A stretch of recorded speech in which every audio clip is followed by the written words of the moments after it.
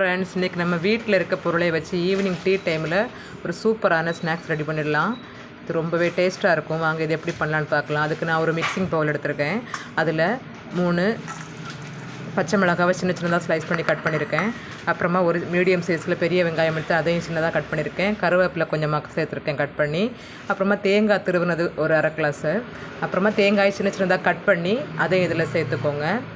அந்த இடையில கடித்து சாப்பிடும்போது ரொம்பவே டேஸ்ட்டாக இருக்கும். அப்புறமா நான் 3/4 கிளாஸ் அளவுக்கு பச்சரிசி மாவு, வீட்டில் இருக்க இடியப்ப மாவு தான் எடுத்திருக்கேன். இதை நல்லா இப்படி கையால் பிசைஞ்சு விட்டுக்கோங்க.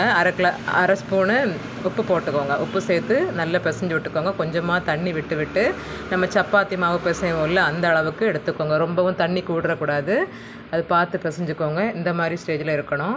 இப்போ இதை நான் கையால் எடுத்து நல்லா உருண்டை பிடிச்சி நம்ம வடைக்கெல்லாம் பருப்பு வடை பண்ணுறதுக்கெல்லாம் தட்டுவோம்ல அந்த மாதிரி கையில் தட்டி வானலியில் பொரிச்சு எடுக்க போகிறேன். சரிங்க, இப்போ வானலியில் எண்ணெய் விட்டு இது ஒவ்வொன்றா பொரிச்சு எடுத்துடலாம். பொரிக்கும்போது நம்ம சிம்மில் வச்சு பொரிங்க. ஏன்னா அப்போ தான் உள்ளே இருக்க மாவெல்லாம் வேகும்.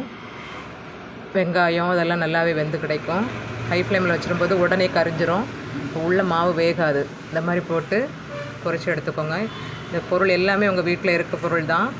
ஈவினிங் டைமில் டீ டைமில் இந்த மாதிரி செஞ்சு சாப்பிடும்போது ரொம்பவே டேஸ்ட்டாக இருக்கும். பிள்ளைங்களுக்கு ரொம்ப பிடிக்கும். இங்கே பாருங்கள், இது ரொம்ப ப்ரௌனிஷாக விட வேண்டாம். லைட்டாக ஒரு கோல்டன் ஷேப் வரும்போது மறைச்சி எடுத்துருங்க. அவ்வளோதாங்க, நம்ம ஸ்நாக்ஸ் ரெடி ஆகிட்டு பாருங்கள். இப்போ போய் நல்ல வாசம் வருது. கருவேப்பிலை, வெங்காயம், பச்சை மிளகாய் எல்லாமே ரொம்பவே நல்லா பொரிஞ்சிருச்சு. பாருங்கள், கோல்டன் கலரில் வந்துருச்சு. வீட்டில் இந்த மாதிரி ட்ரை பண்ணுங்கள். பிள்ளைங்களுக்கு ஈவினிங் டைமில் கண்டிப்பாக செஞ்சு கொடுத்து பாருங்கள். ரொம்பவே கிறிஸ்பியாக இருக்கும், ரொம்ப டேஸ்ட்டாக இருக்கும். நீங்களும் வீட்டில் ட்ரை பண்ணிவிட்டு எப்படி இருந்துன்னு எனக்கு கமெண்ட் பண்ணுங்கள். என் சேனல் உங்களுக்கு பிடிச்சிருந்துன்னா மறக்காமல் சப்ஸ்கிரைப் பண்ணுங்கள். Bye friends.